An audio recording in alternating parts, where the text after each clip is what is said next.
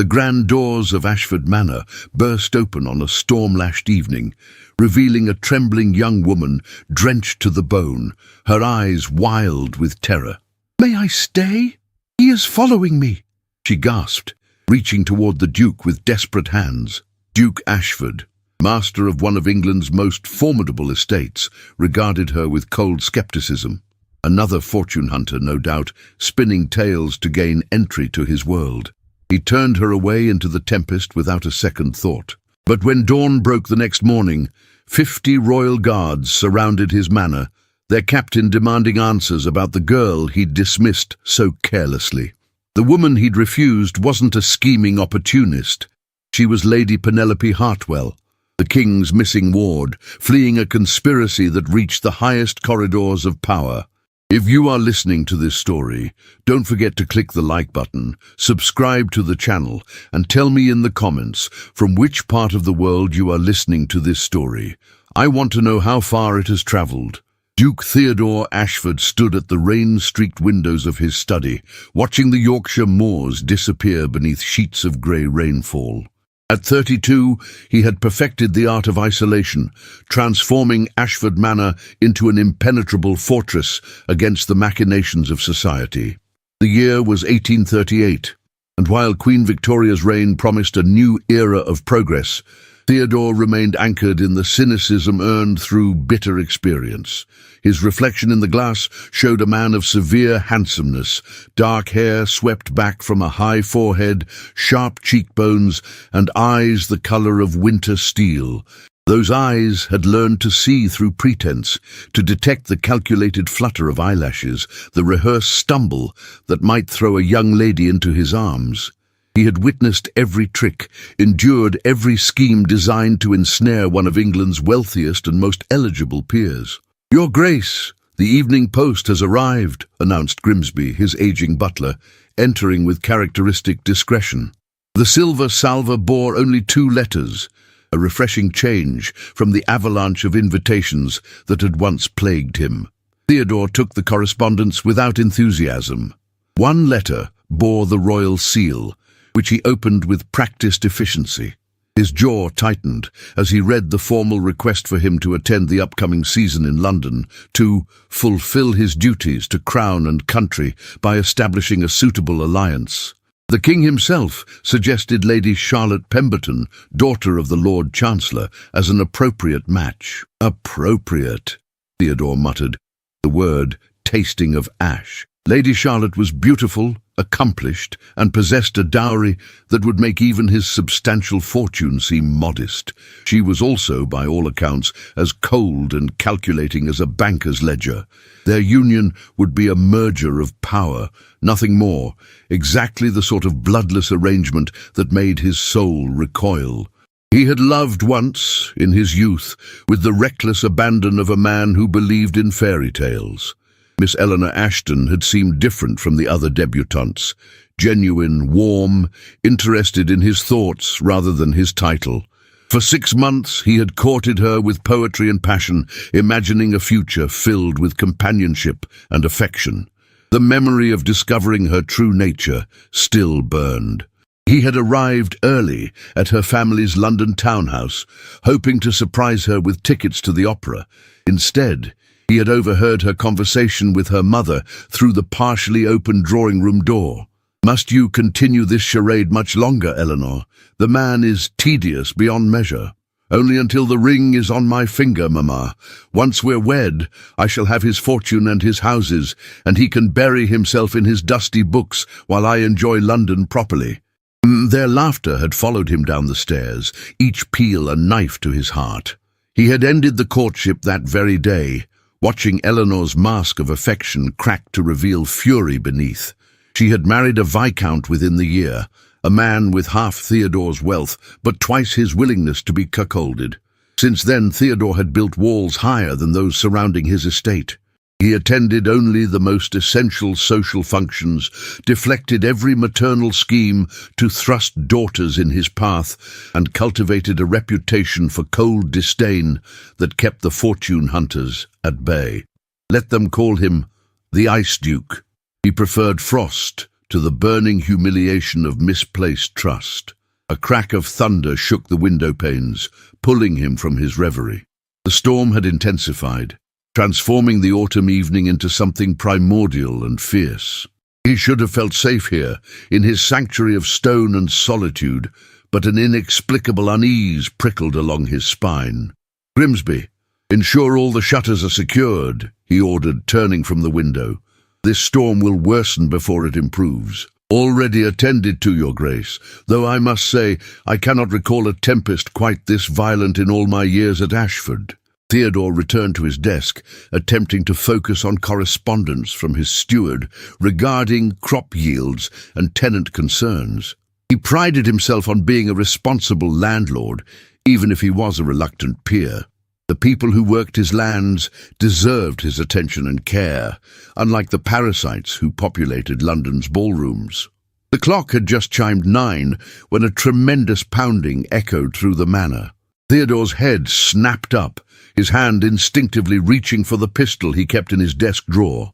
No one travelled these moors in such weather, not unless pursued by demons or desperation. Grimsby appeared moments later, his usually impassive face showing rare concern. "Your Grace, there is a young woman at the door. She appears to be in considerable distress." "A young woman? Alone? In this storm?" Theodore's suspicion flared immediately. How convenient. No doubt her carriage has suffered a miraculous breakdown within walking distance of one of England's wealthiest estates. "She does seem genuinely frightened, Your Grace." "They always do, Grimsby. That is rather the point." Theodore rose, his expression hardening. "I shall handle this myself." He strode through the manor's corridors, his footsteps echoing off marble floors and wood-panelled walls. The entrance hall was a cathedral of shadows, lit only by the guttering candles in their wall sconces. Rain hammered against the great doors like an invading army. Theodore pulled the door open with more force than necessary, prepared to deliver a cutting dismissal. The words died on his lips. The young woman on his threshold was not the polished debutante he had expected. Her travelling cloak hung in tatters. Her hair, a remarkable shade of auburn, plastered to her skull by rain and mud. Her dress, though quality beneath the filth, was torn at the shoulder, but it was her eyes that gave him pause, wide, green, and filled with a terror so genuine it seemed to reach through his carefully constructed defences. "Please," she gasped, her voice raw. "May I stay? He's following me. I saw his men on the road. They will kill me if they find me here." Theodore's jaw clenched. The performance was excellent. He would grant her that. The trembling hands, the breathless delivery, the artful disarray of her appearance, all calculated to appeal to masculine protective instincts. But he had not survived a decade of social warfare by succumbing to pretty faces and dramatic tales. "Madam, I do not know what game you are playing, but you have chosen the wrong mark," he said coldly. "There are no pursuers. There is only a fortune hunter desperate enough to brave a storm and clever enough to manufacture a tale of danger. I suggest you return to whatever coaching inn spawned this scheme and inform your confederates that the Duke of Ashford is not so easily deceived." "No, you do not understand," she began, reaching toward him with mud-caked hands. "I understand perfectly." He stepped back, his expression glacial. "Good evening, madam. Grimsby, close the door." "Your Grace, perhaps we should at least—" the butler ventured. "Close. The door." The last thing Theodore saw before the heavy oak shut was the young woman's face, shock and desperation warring with something that might have been genuine fear. Then she was gone, swallowed by the storm and the darkness beyond his threshold.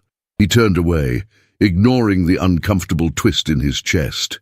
He had made the right decision. He had protected himself from yet another scheme. The alternative, allowing himself to be manipulated by a clever actress, was unthinkable. "Shall I prepare a search party, Your Grace?" Grimsby asked quietly, "in case she truly is in danger?" "No. She will find her way back to wherever she came from. They always do." Theodore's voice was firm, brooking no argument. "I am retiring for the evening. See that I am not disturbed." He climbed the grand staircase to his chambers, each step feeling heavier than the last. The storm continued its assault on the manor, wind howling through the eaves like the voices of the damned. Theodore told himself the sound had nothing to do with the memory of green eyes wide with fear, or the way the young woman's voice had cracked on the word, kill. He had been right to turn her away. He had to have been right. But as he lay in his bed, listening to the tempest rage, sleep remained elusive. And when it finally came, his dreams were haunted by the image of a woman disappearing into the storm, her hand still reaching toward a door that would never open. Dawn broke over Ashford Manor with deceptive gentleness, the storm having exhausted itself in the night. Theodore woke to sunlight streaming through his chamber windows, painting golden squares across the Persian carpet. For a moment, he allowed himself to believe the previous evening had been nothing more than a particularly vivid nightmare. That illusion shattered with Grimsby's urgent knock. "Your Grace, you must come at once. There are soldiers surrounding the manor." Theodore was out of bed instantly, pulling on his dressing gown as he strode to the window. His blood turned to ice. The manicured lawns of Ashford Manor had been transformed into a military encampment. At least 50 royal guards in their distinctive red coats formed a perimeter around the estate, their muskets gleaming in the morning light. At the main gate stood a captain in full-dress uniform, his expression carved from granite. "What in God's name?" Theodore breathed, his mind racing through possibilities. Had war been declared? Was there a rebellion he had not heard of? But no, the soldiers' attention was focused entirely on his manor, their stance that of men preparing to lay siege rather than march to battle. He dressed with furious efficiency, his hands steady despite the adrenaline coursing through his veins. Whatever this was, he would face it with the dignity befitting his station. He descended the stairs to find his entire household staff gathered in the entrance hall, their faces pale with confusion and fear. "Everyone remain calm," he ordered, his voice carrying the authority of generations of Ashfords who had commanded men in battle and Parliament alike. "I will handle this matter." He pulled open the great doors and stepped onto the portico, the morning air crisp and clean after the storm's violence. The captain immediately began striding up the drive, flanked by 2 lieutenants. As they drew closer, Theodore recognized the insignia of the king's own guard, elite soldiers who answered directly to the crown. "Captain?" Theodore greeted him with icy courtesy. "To what do I owe the honor of being besieged in my own home?" The captain's salute was perfunctory, his eyes hard as flint. "Duke Ashford, I am Captain James Whitmore of His Majesty's Guard. I am here on direct orders from the King regarding a matter of utmost urgency.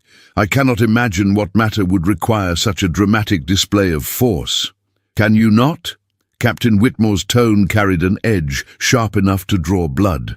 "Then perhaps you can explain why Lady Penelope Hartwell, ward of His Majesty King William IV, was found this morning collapsed in a ditch half a mile from your estate, suffering from exposure and in a state of severe distress." The name struck Theodore like a physical blow. Lady Penelope Hartwell, the King's ward. The young woman whose disappearance from London 3 days prior had apparently not yet reached the remote corners of Yorkshire, or at least not reached him in his self-imposed isolation. He began, but words failed him as the full horror of his mistake crashed over him like a wave. "The lady has informed us that she came to your door last night, begging for sanctuary, and that you turned her away into the storm." Captain Whitmore's voice could have frozen the sun. "She was fleeing from agents of Lord Blackwood, who seeks to force her into marriage to gain control of her considerable inheritance. These men have already murdered her chaperone and would have killed Lady Penelope herself had she not escaped. She ran for miles through the storm, believing she would find help at the home of a peer of the realm. Instead, she found a locked door and a cold heart." Theodore felt the ground shift beneath his feet. The terror in those green eyes had been real. The desperation in her voice had been genuine. And he, in his arrogance and cynicism, had condemned an innocent woman to a night of horror that might well have killed her. "Where is she now?" he managed, his voice hoarse. in the care of the king's physicians who are attempting to treat her for fever, exhaustion, and injuries sustained during her ordeal. Whether she will recover fully remains to be seen. Captain Whitmore stepped closer, his hand resting on his sword hilt. His Majesty is not pleased, Your Grace. Lady Penelope is dear to him, the daughter of his closest friend, entrusted to his protection after her parents' death. You may have title and wealth, but you will answer for your actions. I did not know, Theodore began, but the excuse sounded hollow even to his own ears. You did not know because you did not ask. You saw a woman in distress and assumed deception rather than danger. You valued your precious solitude over a human life. The captain's contempt was palpable. You will accompany us to London immediately to give account to His Majesty. Refusal will be considered treason. Theodore's mind reeled. Treason. The word carried the weight of the tower, of disgrace, of ruin. But worse than any of that was the image now seared into his conscience, the young woman's face as his door closed, abandoning her to the night and the men who hunted her. I will come willingly, he said, his voice steady despite the chaos in his soul. But first, I must know, is Lady Penelope truly safe now? She is under the king's protection, no thanks to you. Lord Blackwood's men were captured attempting to breach the physician's residence where she was taken. They will hang for murder and conspiracy. Captain Whitmore's expression softened fractionally. The lady is strong, Your Grace. Stronger than you gave her credit for. She survived the night you condemned her to, though it was a near thing. Shame, hot and acidic, flooded through Theodore's chest. He had prided himself on his judgment, his ability to see through deception. But his cynicism had blinded him to truth when it mattered most. He had become so obsessed with protecting himself from fortune hunters that he had failed to recognize genuine peril. Give me 1 hour to make arrangements for my estate and household, he requested. Then I am at your disposal. You have 30 minutes. His Majesty's patience has limits, and you have tested them considerably. Theodore turned back into his manor, each step weighted with the knowledge of his catastrophic failure. Grimsby stood in the entrance hall, his aged face etched with concern. Your Grace, what has happened? I have made a terrible mistake, Grimsby. The woman last night, she was Lady Penelope Hartwell, the king's ward, fleeing for her life, and I turned her away. The words tasted of ashes. I am commanded to London to answer for my actions. The butler's face went pale. Dear God, Your Grace, you could not have known. Could I not? She begged for help, Grimsby. She told me she was being followed, that her life was in danger. And I dismissed her as a schemer because I have become so poisoned by suspicion that I can no longer recognize truth. Theodore moved toward his study, his movements mechanical. Send word to my solicitor in London. I may have need of his services, and ensure the household continues to function in my absence.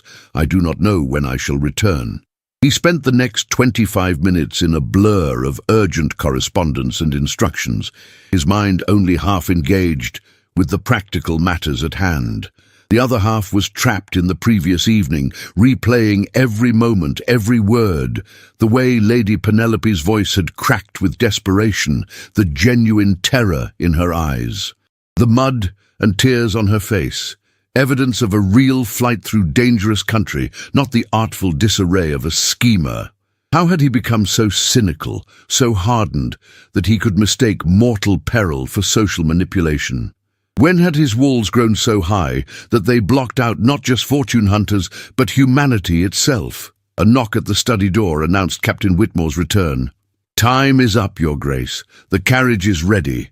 Theodore rose, straightening his coat with hands that wanted to tremble, but would not be permitted such weakness. He was Duke Ashford, heir to a legacy of honor and duty. He had failed spectacularly in that duty, but he would face the consequences with whatever dignity remained to him. The journey to London would take 2 days of hard travel, 2 days to contemplate his failure, 2 days to imagine Lady Penelope's suffering, while he had slept in warmth and safety. 2 days to wonder if the king would strip him of his title, his lands, his freedom.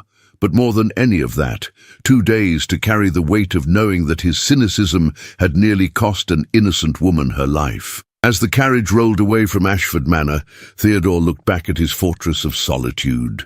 It had protected him from fortune hunters and false affection, but it had also transformed him into something he barely recognized. A man so afraid of being deceived that he had lost the ability to see truth. The irony was not lost on him. He had spent years guarding his heart against women who wanted his wealth and title. But in doing so, he had become exactly what he despised, someone who valued material concerns over human compassion, who saw people as threats rather than individuals worthy of consideration. "Your Grace," Captain Whitmore said from the opposite seat, his tone slightly less hostile than before, "I should tell you that Lady Penelope asked after you this morning before the fever took her into delirium." Theodore's head snapped up. "She did? What did she say?" "She asked if you were safe, if Lord Blackwood's men had harmed you." The captain's expression was unreadable. "Even after what you did, her concern was for your welfare. That is the measure of the lady you turned away." The words were a dagger to Theodore's heart, more painful than any royal censure could be. Lady Penelope, suffering and fevered, had thought of his safety. While he had slept peacefully, she had worried about the man who had condemned her to a night of terror. "I will make this right," Theodore said, though he had no idea how such a thing could be possible. "Whatever it costs, whatever I must do, I will make amends for my failure." "That will be for His Majesty to decide," Captain Whitmore replied, "and for Lady Penelope, should she survive to render judgment." Should she survive? The words hung in the air like a curse. Theodore turned his face to the window, watching the Yorkshire countryside roll past, and prayed to a god he had long neglected that he would have the chance to beg Lady Penelope's forgiveness, and that she would live to grant or deny it. The Ice Duke, as society had named him, felt the first cracks forming in the frozen armor around his heart. And for the first time in years, he welcomed the pain of thawing, because it meant he was still capable of feeling something beyond contempt and suspicion. It meant he was still human, despite his best efforts to become otherwise. The king's fury was legendary, but his mercy, when earned, was equally profound. Theodore learned this truth in the tense audience at St. James's Palace, where he stood before William IV expecting condemnation, and found instead a more nuanced judgment. "You are a fool, Ashford," the king had declared, his weathered face stern beneath his crown of white hair. "But you are an honest fool, which is more than can be said for many who populate my court. Lady Penelope has survived her ordeal, no thanks to you, but she has also spoken on your behalf. She believes your error stemmed from ignorance rather than malice. I am inclined to agree, though it pains me to show leniency when my ward nearly died." Theodore had bowed his head, accepting the rebuke as his due. "Your Majesty, I have no defense for my actions. I can only offer my deepest regret and my solemn vow that such a failure of judgment will never occur again. See that it does not. You will remain in London for the season. You will attend the functions I designate, and you will reflect upon the difference between wisdom and cynicism, a distinction you seem to have forgotten." The king had leaned forward, his eyes sharp despite his advanced years. "Lady Penelope requires a place of safety while we root out the remainder of Blackwood's conspiracy. Your Aunt Agatha has offered her townhouse as sanctuary, and I have accepted. You will call upon the lady to offer your apologies in person once her physicians deem her well enough to receive visitors. Is that understood?" "Perfectly, Your Majesty." Now, 3 weeks after that audience, Theodore stood outside his Aunt Agatha's elegant townhouse in Mayfair, his heart hammering with an anxiety he had not felt since his youth. Lady Penelope had recovered from her fever, according to the reports that reached him, but she remained in seclusion, seeing no one beyond family and the king's trusted circle, until today. This morning, a note had arrived in his aunt's flowing script. "Penelope is ready to see you. Come at 3 o'clock. try not to be your usual insufferable self. Agatha. His aunt had never been one for diplomatic niceties. The door opened before he could knock, revealing Aunt Agatha herself, a formidable woman of 60 with silver hair, sharp eyes, and the bearing of someone who had once scandalized society by refusing 3 proposals to instead travel the world unchaperoned. "Theodore, you look dreadful." "Good. You should look dreadful." She stepped aside to admit him. "Come in. And for heaven's sake, leave your ducal arrogance at the door. That girl has been through enough without enduring your wounded pride. Aunt Agatha, I assure you I come only to apologize. You come to ease your conscience, which is not quite the same thing. But it will have to do." She led him through the townhouse, its walls adorned with artifacts from her travels, Turkish carpets, Chinese porcelain, African masks that had likely horrified her more conventional neighbors. "Penelope is remarkable, Theodore. Truly remarkable. In the week she has been here, I have watched her transform from a frightened girl into a woman of extraordinary strength and clarity. She has survived an ordeal that would have broken most people, and she has emerged with her spirit intact." They reached a sunlit drawing room overlooking the garden, and there, seated by the window with a book in her lap, was Lady Penelope Hartwell. Theodore's breath caught. In the storm and darkness, he had seen only a desperate figure, mud-stained and terrified. Now, in the gentle afternoon light, he saw her truly.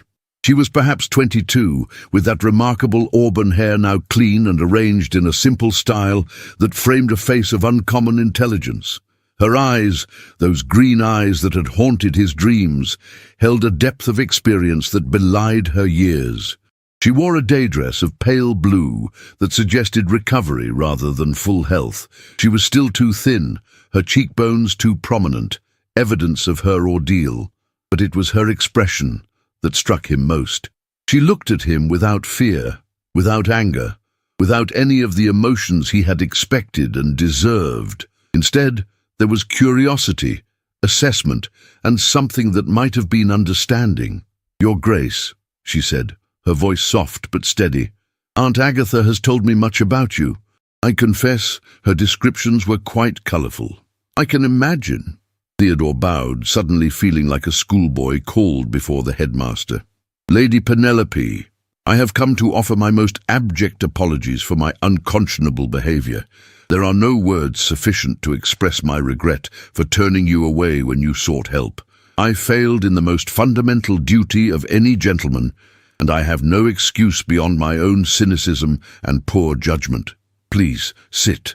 As she gestured to the chair opposite hers, "I have had 3 weeks to contemplate that night, Your Grace. I will not pretend it was not terrible.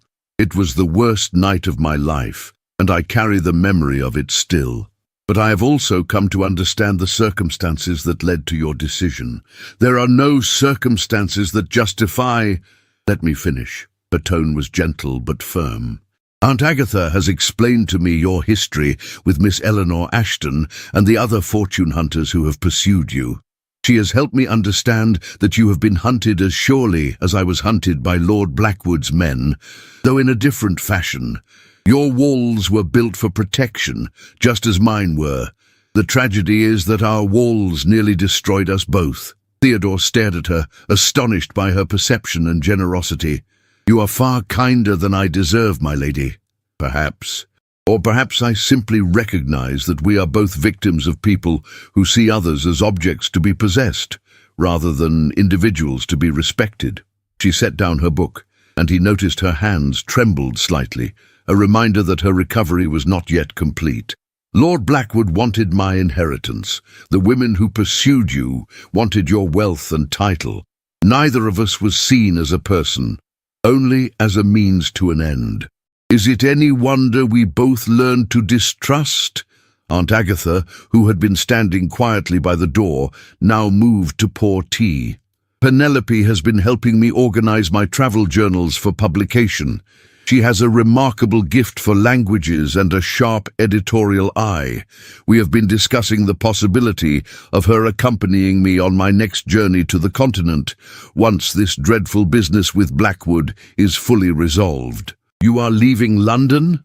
Theodore asked, surprised by the disappointment that lanced through him. Not immediately. The king wishes me to remain under protection until Blackwood himself is captured. His men have confessed, but he has fled to the continent. Penelope accepted a teacup from Agatha with a grateful smile. But yes, eventually. I have no desire to return to the life I led before.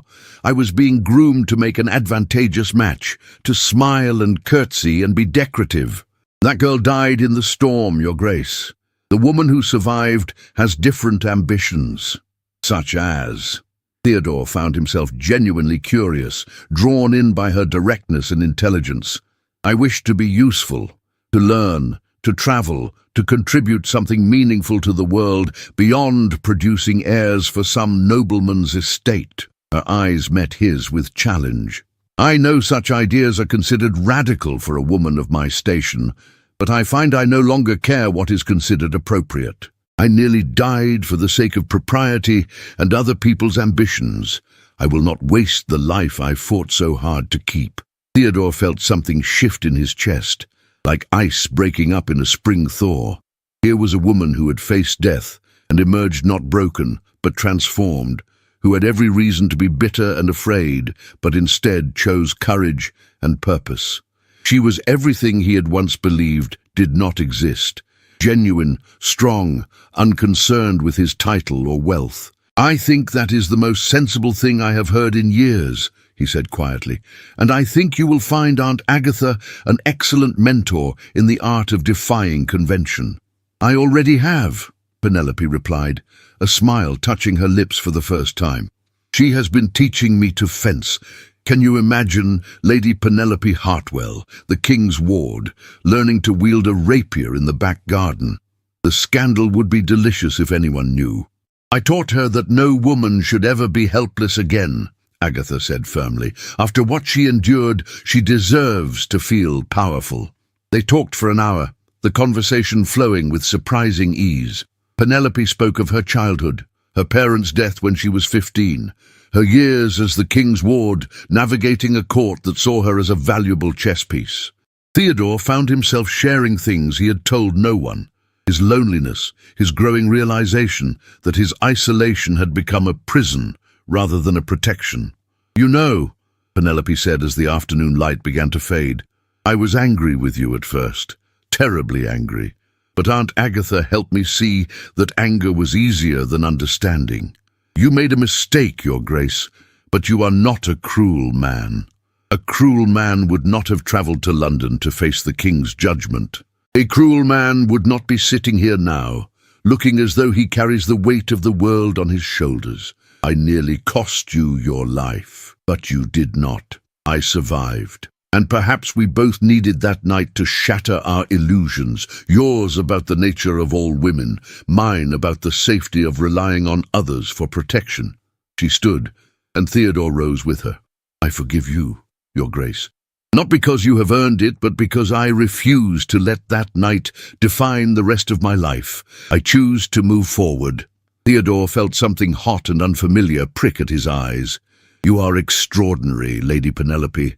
I am a survivor. There is a difference. She extended her hand, and he took it, feeling the strength in her grip, despite her delicate appearance. Perhaps we might be friends, Your Grace. We understand each other in ways that others cannot. We have both been hunted, both been betrayed, both learned to build walls. Perhaps we can help each other learn to lower them. I would like that very much, Theodore said, and meant it with a sincerity that surprised him.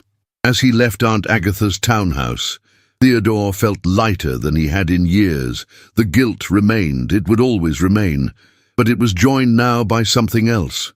Hope, the possibility that his mistake, terrible as it was, might lead to something unexpected. Not romance, not the fairy tale he had long since stopped believing in, but something perhaps more valuable. Genuine human connection with someone who saw him as he truly was, and chose friendship anyway. Behind him, in the drawing room, Aunt Agatha smiled at her young charge. Well done, my dear. You handled that beautifully. He is not what I expected, Penelope admitted. The man who turned me away was cold and suspicious. The man who just left is wounded and trying to heal. People are rarely what we expect, once we take the time to truly see them. Agatha patted her hand. Now, shall we continue with your fencing lesson? I believe you were about to master the riposte. Penelope smiled, feeling stronger than she had since that terrible night. She had faced her demon, not Lord Blackwood, but the Duke who had turned her away, and found not a monster, but a man. A flawed, damaged man, certainly, but one capable of remorse and growth. It was, she thought, a beginning. Not of a love story, but of something equally important. The story of two people learning to trust again, one careful step at a time. 6 weeks after their first meeting, London society was abuzz with speculation about the Duke of Ashford's transformation. The Ice Duke, as he had been known, was attending social functions with unprecedented regularity. More shocking still, he was often seen in the company of Lady Penelope Hartwell and the eccentric Lady Agatha Ashford, the trio forming an unlikely alliance that set tongues wagging from Mayfair to Westminster. Theodore had not intended to become a fixture of the social season, but Aunt Agatha had insisted, "You cannot hide forever, Theodore, and Penelope needs allies as she re-enters society. The vultures are already circling, eager to see if her ordeal has made her vulnerable to manipulation." She was right, as usual.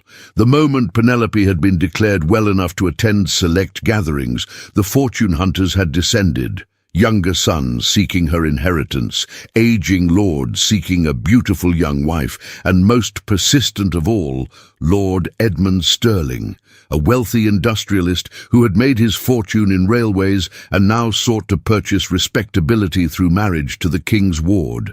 Theodore had taken an instant dislike to Sterling at their first meeting at Lady Pemberton's ball. The man was handsome in a calculated way, his smile never quite reaching his eyes, his compliments to Penelope delivered with the smoothness of a practiced salesman.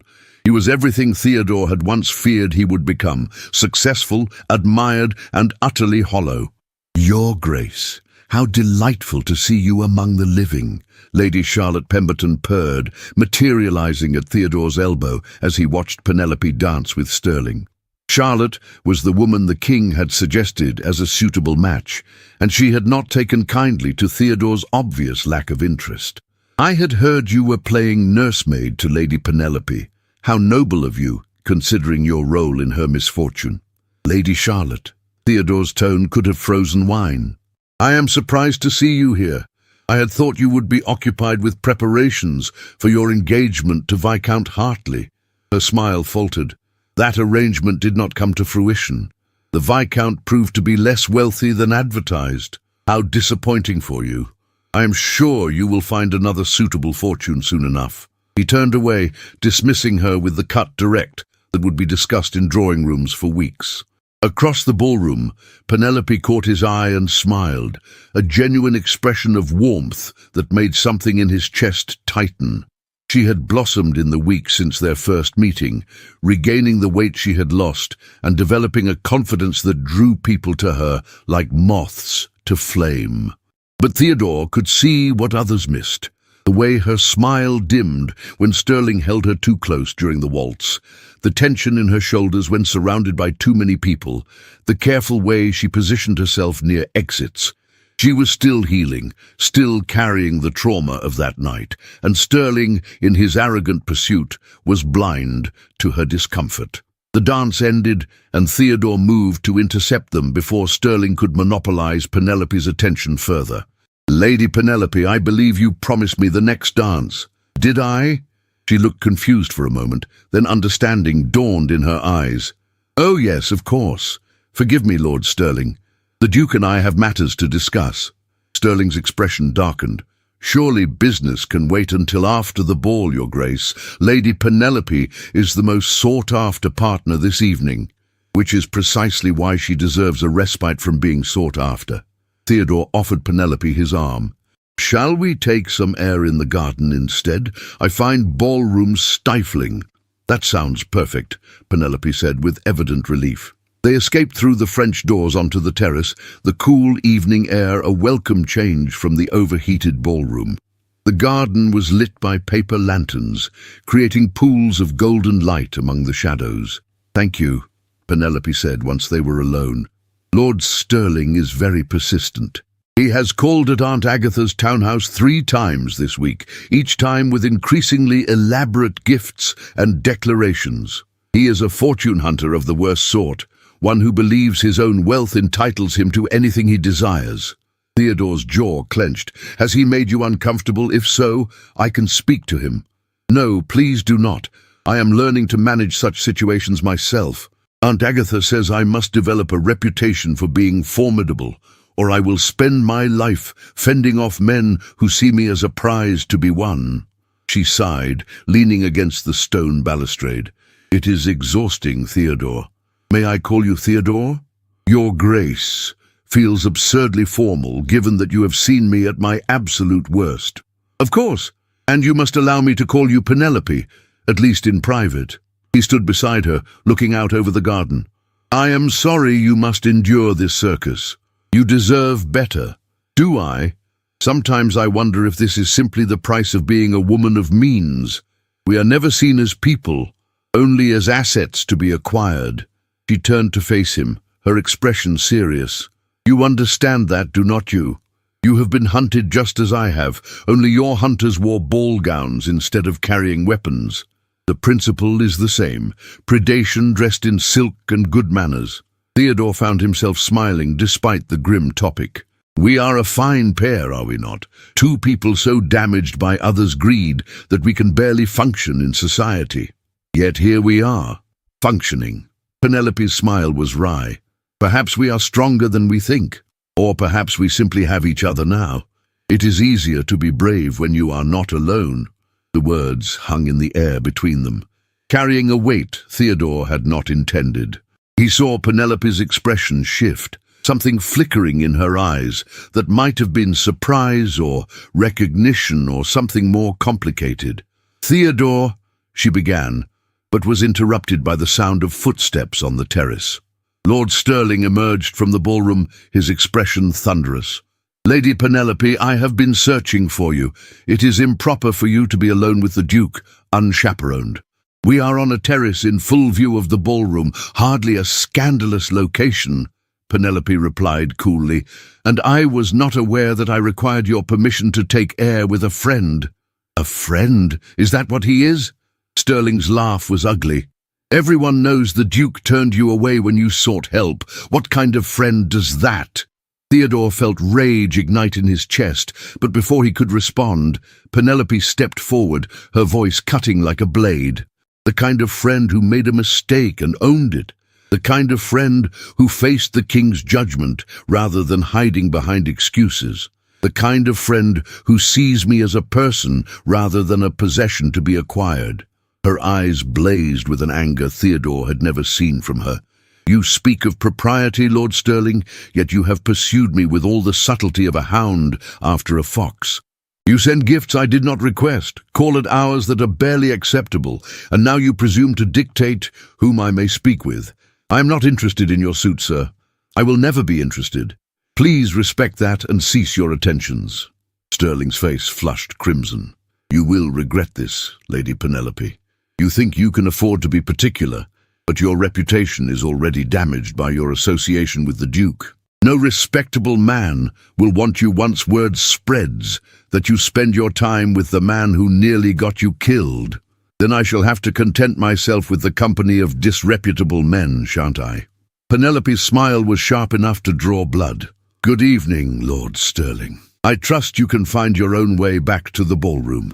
Sterling stared at her for a long moment, his expression a mixture of shock and fury. Then he turned on his heel and stalked away, his footsteps echoing on the stone terrace. Once he was gone, Penelope sagged slightly, the fierce energy that had animated her draining away. "Did I just make a terrible mistake?" "You just made a magnificent stand," Theodore said, admiration warming his voice. "That was extraordinary, Penelope. I have never seen anyone put Sterling in his place so thoroughly. I may have been too harsh. Aunt Agatha says I must learn to be diplomatic." "Aunt Agatha would be proud. Trust me, I know her well enough to be certain of that." He offered her his arm. "Come, let us return to the ball before your absence is noted. We can make a grand entrance together, and let society speculate to its heart's content." They re-entered the ballroom to find it abuzz with whispers. Sterling had apparently wasted no time in spreading his version of events, painting himself as the injured party rejected by an ungrateful woman. But when Penelope entered on Theodore's arm, her head high and her expression serene, the whispers changed tone. Aunt Agatha appeared at their side immediately, her eyes twinkling with mischief. "I heard you sent Sterling packing. Well done, my dear. The man is a bore and a bully. He needed to be put in his place." "I may have been too forceful," Penelope said, though she looked more pleased than concerned.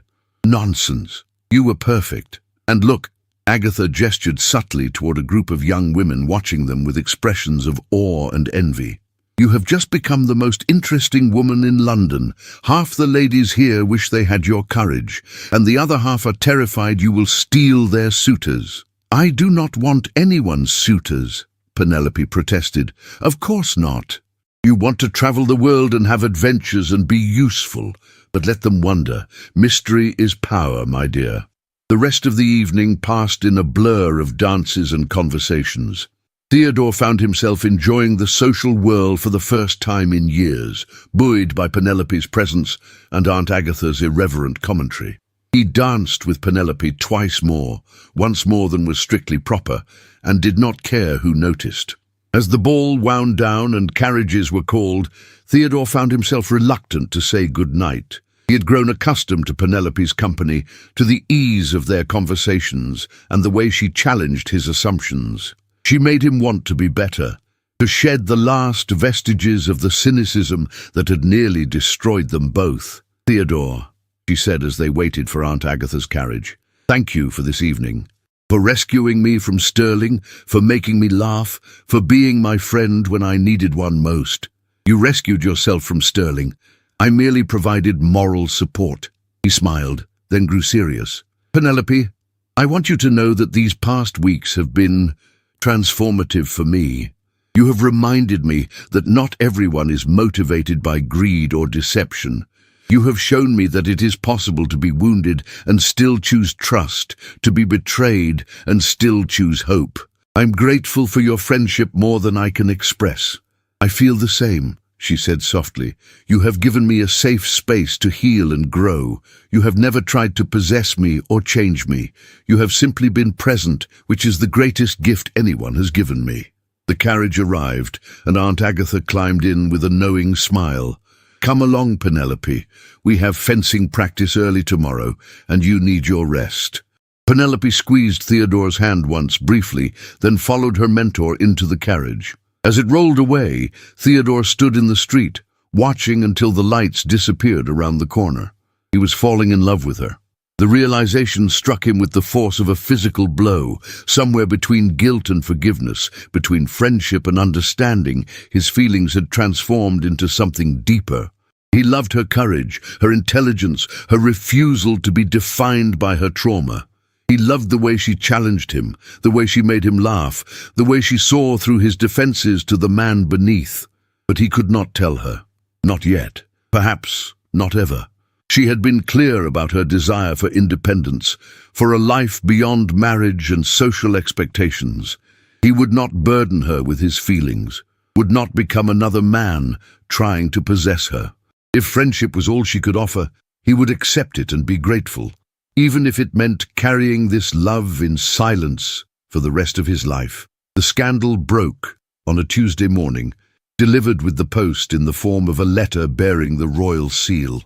Theodore was at breakfast when Grimsby brought it in, the butler's expression grave enough to make Theodore's stomach clench with foreboding. The letter was from the king himself, written in his own hand, rather than dictated to a secretary, never a good sign. "Ashford," it began without preamble, "Lord Blackwood has been captured in France and will be returned to England to stand trial for murder and conspiracy. However, before his arrest, he made certain allegations that require investigation. He claims that you and Lady Penelope have been conducting an inappropriate relationship, that your guilt over turning her away has led to an affair that compromises her reputation and honor. While I do not credit these accusations, they have reached the ears of society, and Lady Penelope's reputation hangs in the balance. You will present yourself at St. James's Palace this afternoon at 3 o'clock to discuss how this matter will be resolved. Do not be late. William R. Theodore's hands shook as he set down the letter. Blackwood, facing the gallows, had decided to strike one final blow at the woman who had escaped him. The accusation was baseless. Theodore and Penelope had never been alone together without Aunt Agatha nearby, had never exchanged more than a chaste hand-squeeze, but in the court of public opinion, truth mattered less than perception. If society believed Penelope had been compromised, her reputation would be destroyed. She would be ostracized, her dreams of travel and independence shattered. The king might even withdraw his protection, unable to defend a ward whose virtue was questioned. Unless Theodore did the one thing that could save her, offer marriage. The thought should have filled him with dread. Marriage had been the trap he had spent years avoiding, the cage that fortune hunters had tried to lure him into. But as he sat in his study, contemplating the prospect of marrying Penelope, Theodore felt no fear, only a strange, bittersweet longing. He loved her. He had admitted that to himself weeks ago, in the quiet hours of the night when defenses fell away. He loved her intelligence, her strength, her refusal to be broken by the world's cruelty. He loved the way she challenged him, the way she made him want to be better, the way she had forgiven him when he deserved nothing but condemnation. But she did not love him. She valued his friendship, yes, but she had been clear about her desires: freedom, adventure, a life beyond the constraints of marriage. If he proposed now, she would know it was duty rather than desire, obligation rather than choice. She would accept. She was too practical not to see that marriage to him was her best option, but she would resent him for it. The friendship they had built would curdle into the same kind of bitter arrangement he had always feared. He could not bear that. He would rather lose her entirely than watch her spirit dim in a marriage she had not chosen. The audience with the king was as grim as Theodore had anticipated. William IV sat behind his desk, looking every one of his 70 years, his expression weary and disappointed. "Blackwood is a viper," the king said without preamble. "Even facing death, he seeks to destroy. His accusations are being whispered in every drawing room in London. Lady Pemberton has made certain of that. Apparently, she is still bitter about your rejection and sees this as an opportunity for revenge." "Lady Penelope is innocent of any wrongdoing," Theodore said firmly. "Our friendship has been entirely proper. Lady Agatha has chaperoned every meeting." "I know that, you know that, but society does not care about truth when scandal is so much more entertaining." The king leaned back in his chair. "There is only one solution that will satisfy the gossips and protect Penelope's reputation. You must marry her." "I am prepared to do so, Your Majesty, but I will not force Lady Penelope into a marriage she does not want. She has fought too hard for her freedom to have it taken away by scandal and obligation. Noble of you, but impractical." The king's expression softened slightly. "Theodore, I have watched you these past months. I have seen how you look at my ward, how you have supported her recovery and defended her against the Sterling and his ilk. Unless I am much mistaken, this marriage would not be the burden you seem to think it would be." Theodore said nothing, unwilling to expose his feelings even to the king. "Penelope will be here shortly," William continued. "I have summoned her to discuss the situation. You will make your proposal in my presence, and we will settle this matter today." "That is not a request, Ashford, it is a command. And if she refuses, then we will find another solution, but I do not think she will refuse. Penelope is many things, but she is not a fool. She knows what is at stake." Penelope arrived 15 minutes later, Aunt Agatha at her side. She looked pale but composed, her green eyes meeting Theodore's with a mixture of concern and resignation. She knew why she had been summoned. She had already accepted her fate. The king explained the situation with brutal efficiency, laying out the scandal, the whispers, the threat to Penelope's reputation. Through it all, she sat motionless, her hands folded in her lap, her expression carefully neutral. "The solution is obvious," William concluded. "You will marry the Duke of Ashford. The wedding will take place within the month, before Blackwood's trial, so that you enter the courtroom as a duchess, rather than a compromised ward. Your reputation will be restored, and this scandal will be forgotten." "I see." Penelope's voice was steady, but Theodore heard the tremor beneath it. "And if I refuse? Then you will be ruined, my dear. I am sorry, but that is the truth. I cannot protect you from society's judgment, no matter how unjust it may be." Penelope turned to Theodore, her eyes searching his face. "Is this what you want, Your Grace? To be trapped in a marriage born of scandal and obligation?" Theodore's heart clenched. This was the moment. He could tell her the truth, that he loved her, that marrying her would be no trap but a joy. But if he did, she would never know if her own feelings were genuine or simply gratitude and duty. She would always wonder if she had been manipulated into loving him. "I want you to be free," he said instead, the words costing him more than she could know. "I want you to have the life you dreamed of. Travel, adventure, purpose. But I also want you to be safe and respected. If marrying me accomplishes that, then yes, it is what I want, but only if it is what you want as well." "What I want?" Penelope laughed, a bitter sound. "I want to not be in this position. I want to live in a world where a woman's reputation is not destroyed by baseless accusations. I want to be judged by my character rather than by gossip and innuendo. But we do not live in that world, do we?" "No," Aunt Agatha said gently. "We do not. But we can work toward creating it. And sometimes, my dear, we must make practical choices in order to survive long enough to fight for change."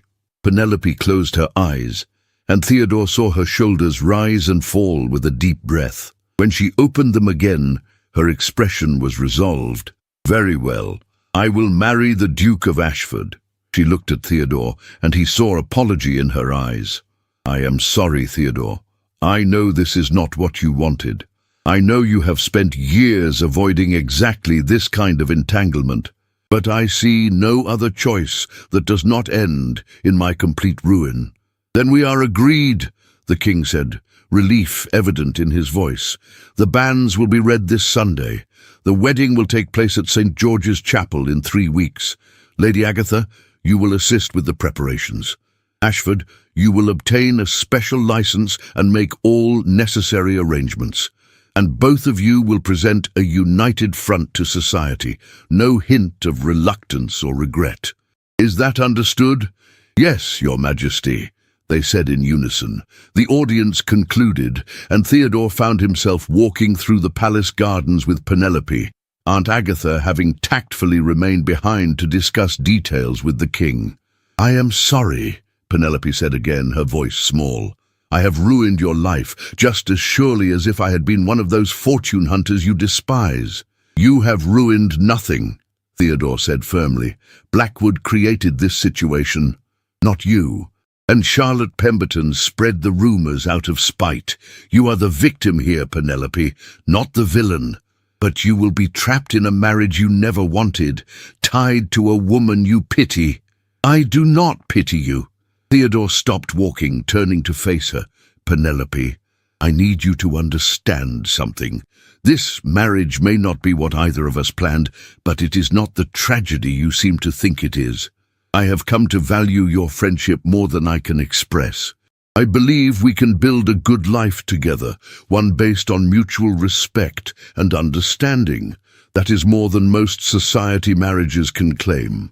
"Friendship," Penelope repeated, something unreadable in her expression. "Yes, I suppose that is something. More than I expected to have, certainly. We will make the best of this situation," Theodore promised. "You will still travel, still have your adventures. I will not cage you, Penelope. I will not become the kind of husband who controls and confines. You will be a duchess, yes, but you will also be free, I swear it." "Thank you," she whispered, and Theodore saw tears glinting in her eyes. "You are a better man than I deserve, Theodore Ashford." "No," he said softly. "I am simply a man trying to do right by the woman who taught him how to be human again." They stood in the garden, the autumn sun warm on their faces, and Theodore allowed himself a moment of bittersweet hope. He would marry the woman he loved. He would spend his life with her, protect her, support her dreams. It would be enough. It had to be enough. Even if she never loved him in return, even if their marriage remained a friendship rather than a romance, it would be enough, because she would be safe and happy and free. And that, Theodore had learned, was what love truly meant, wanting someone else's happiness more than your own. The wedding was a grand affair, as befitted the marriage of a duke to the king's ward. St. George's Chapel was filled with nobility and dignitaries, all eager to witness the union that had set London society ablaze with speculation. Some whispered that it was a love match, that the Duke had fallen for the woman he had once turned away. Others insisted it was merely damage control, a practical arrangement to salvage reputations. Theodore, standing at the altar in his formal attire, cared nothing for their speculation. His attention was fixed on the chapel doors, waiting for his first glimpse of Penelope as his bride. She walked down the aisle on the king's arm, William IV looking proud and paternal as he delivered his ward to her new protector. When Penelope reached the altar and her eyes met Theodore's, he saw a flicker of something, gratitude perhaps, or relief, or resignation, but not love, never love. The ceremony proceeded with solemn beauty. Theodore spoke his vows clearly, meaning every word even as his heart ached with the knowledge that Penelope's vows were born of necessity rather than desire. When the priest pronounced them man and wife, Theodore kissed his new duchess chastely, a brief press of lips that promised respect rather than passion. The wedding breakfast was held at Ashford House in London, Theodore's grand townhouse that would now be Penelope's home. She moved through the reception with perfect poise, accepting congratulations and well wishes with a smile that did not quite reach her eyes.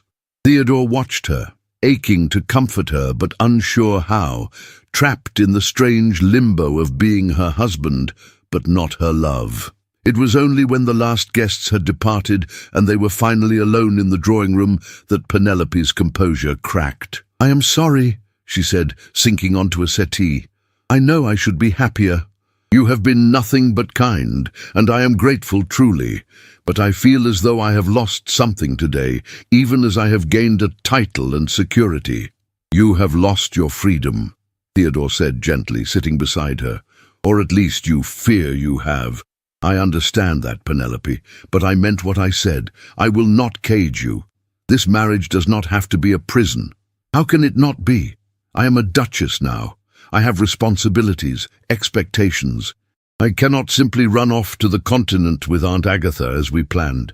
"Why not?" Theodore asked, surprising her. "Penelope, I did not marry you to chain you to England. If you wish to travel, then travel. I will support you in whatever way you need. Financially, socially, practically, your dreams do not have to die simply because you are now my wife." She stared at him, hope and disbelief warring in her expression. "You would truly allow that? You would not demand that I remain here, playing the role of dutiful duchess? I would not demand anything of you beyond honesty and respect. The rest, how we structure our lives, how we spend our time, that is for us to decide together." He took her hand, his touch gentle. "Penelope, I know this marriage is not what you wanted, but it does not have to be a tragedy. We are friends, are we not? We understand each other. We can build something good from this foundation if we choose to." "Friends," she repeated, and Theodore heard something strange in her voice. Disappointment, but that made no sense. She had never given any indication that she wanted more than friendship from him. "Yes, friends who happen to be married. Is that so terrible?" "No," he said slowly. "No, I suppose it is not. It is more than many people have." She squeezed his hand, then released it, standing and moving to the window. "Theodore, I need to tell you something I should have said before the wedding, but I was afraid. You can tell me anything, he assured her, rising to stand beside her. I am not the woman you think I am. I am not brave or strong or any of the things you seem to believe. The truth is, I am terrified. Terrified of being trapped, terrified of losing myself, terrified of becoming the kind of woman who exists only as an extension of her husband. Oh, she turned to face him, tears streaming down her face. And I am terrified that I have trapped you in exactly the kind of marriage you spent years trying to avoid. You deserve better than a wife who married you out of necessity rather than love. Theodore's heart shattered and reformed in the space of a heartbeat. She thought she had trapped him. She thought he was suffering, sacrificing himself for her sake. She had no idea that he loved her, that marrying her had been the fulfillment of a dream he had not dared to acknowledge. Penelope, he said, his voice rough with emotion. May I tell you a truth? One I have been too afraid to speak. She nodded, wiping at her tears. I love you. The words, once released, came easier. I have loved you for months, since long before this scandal forced our hand. I love your courage, your intelligence, your refusal to be broken by the world's cruelty. I love the way you challenge me, the way you see through my defenses, the way you have taught me to trust again. Marrying you was not a sacrifice, Penelope. It was a gift I did not deserve, but will cherish for the rest of my life. She stared at him, shock written across her features. You love me? Truly, truly, desperately, completely. He smiled, though his eyes were bright with unshed tears. I know you do not feel the same, and I do not expect you to. I'm content to be your friend and husband, to support your dreams and give you the freedom you deserve. My love is not a burden I place on you, Penelope. It is simply the truth of my heart.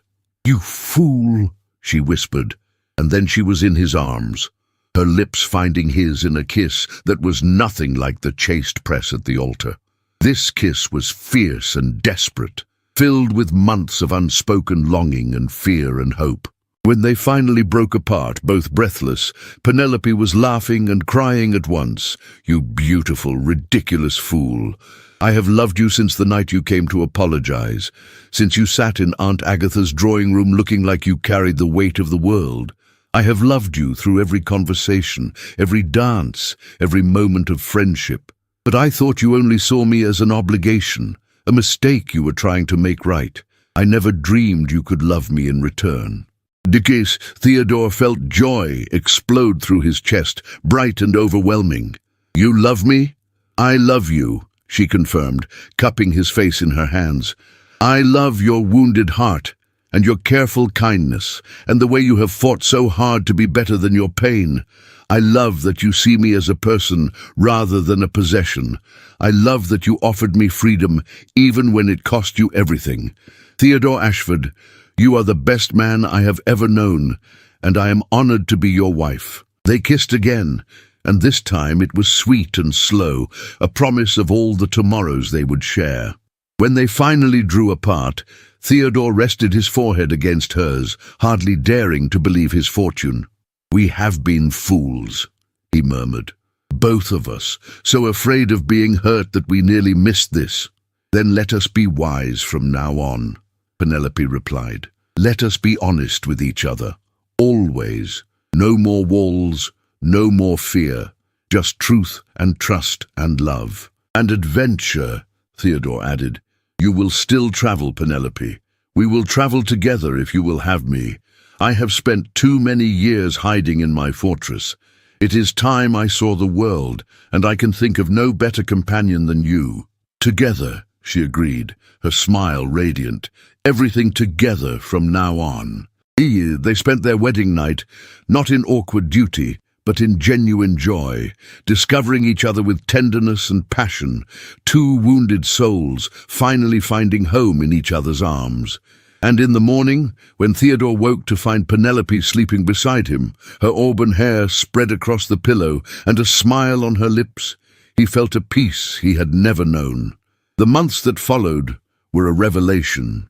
Theodore and Penelope became the talk of London, not for scandal, but for the obvious affection between them. They attended social functions together, presenting a united front that made the gossips grudgingly admit they had been wrong. This was no marriage of convenience, but a genuine love match. But they also began to plan their escape. With Aunt Agatha's enthusiastic assistance, they mapped out a grand tour of the continent: Paris, Rome, Vienna, Athens. Penelope would finally have her adventures, and Theodore would have the chance to see the world through her eyes, to rediscover wonder and beauty he had long forgotten. Lord Blackwood's trial came and went, the man sentenced to hang for murder and conspiracy. Penelope attended the proceedings, Theodore at her side, and faced her would-be killer with a strength that made the courtroom whisper in admiration. She gave her testimony clearly without flinching, and when the verdict was read, she felt the last chains of fear fall away. Lady Charlotte Pemberton, whose spite had nearly destroyed them, found herself ostracized by society when her role in spreading the rumors came to light. She eventually married a minor baronet and disappeared into obscurity, bitter and forgotten. Lord Stirling, too, faded from prominence, his railway ventures collapsing under the weight of poor management and excessive debt. The last Theodore heard, he had fled to America to escape his creditors. But these were distant concerns, footnotes to the real story, the story of two people who had been hunted and hurt, who had built walls to protect themselves, and who had found the courage to lower those walls for each other. 6 months after their wedding, Theodore and Penelope stood on the deck of a ship bound for France, the English coast disappearing behind them. Penelope leaned against her husband, his arms wrapped around her waist, and felt a contentment so profound it brought tears to her eyes. "Happy?" Theodore murmured against her hair. "Deliriously," she replied. "I never thought I could be this happy, Theodore. After everything that happened, I thought I would spend my life afraid, looking over my shoulder, unable to trust. But you have given me back my courage. You have shown me that not all men are predators, that love can be kind and generous and free. You have given me just as much," he said. "You have thawed the ice around my heart, Penelope. You have taught me that trust is not weakness, but strength, that opening yourself to another person is not surrender, but liberation. I was not truly alive before I met you. I was merely existing, going through the motions of life without feeling any of it. You have made me human again." She turned in his arms, rising on her toes to kiss him. "Then we have saved each other," she said. "Two broken people who found wholeness in each other's arms. It is a good story, is it not?" "The best story," he agreed. "And it is only beginning. We have a lifetime of adventures ahead of us, my love. A lifetime of discovering the world and each other. Together," she said, the word a vow and a promise. "Together," he echoed, and sealed the promise with a kiss. Behind them the English coast vanished into mist. Ahead lay the unknown, new lands, new experiences, new challenges. But Theodore and Penelope faced it without fear, because they faced it together. The girl who had begged for sanctuary at a locked door had become a duchess, a traveler, a woman of courage and purpose. The man who had turned her away had become a husband, a partner, a man capable of love and trust. And together they had created something neither had thought possible, a marriage built not on duty or obligation, but on genuine affection, mutual respect, and the kind of love that transforms rather than confines. They had both been hunted, both been betrayed, both learned to build walls. But in the end, they had also learned the most important lesson of all, that the greatest courage is not in building walls, but in choosing to lower them for the right person. And they had found that person in each other. As the ship carried them toward new horizons, Theodore and Penelope stood together at the rail, watching the sun set over the ocean in a blaze of gold and crimson.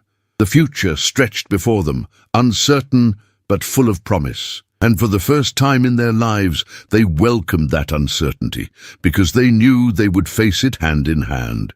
The Duke and Duchess of Ashford had found their happy ending. But more importantly, they had found their beginning. The start of a life lived not in fear or isolation, but in love, adventure, and the joy of being truly, completely known and accepted by another soul. It was, they both agreed, worth every moment of pain that had brought them to this point. Because the best things in life are not those that come easily, but those that are fought for, earned through suffering and sacrifice, and cherished all the more deeply for the journey required to obtain them. And their love, forged in the crucible of scandal and fear, tempered by honesty and courage, was the best thing either of them had ever known. If you are listening to this story, don't forget to click the like button, subscribe to the channel, and tell me in the comments from which part of the world you are listening to this story. I want to know how far it has traveled.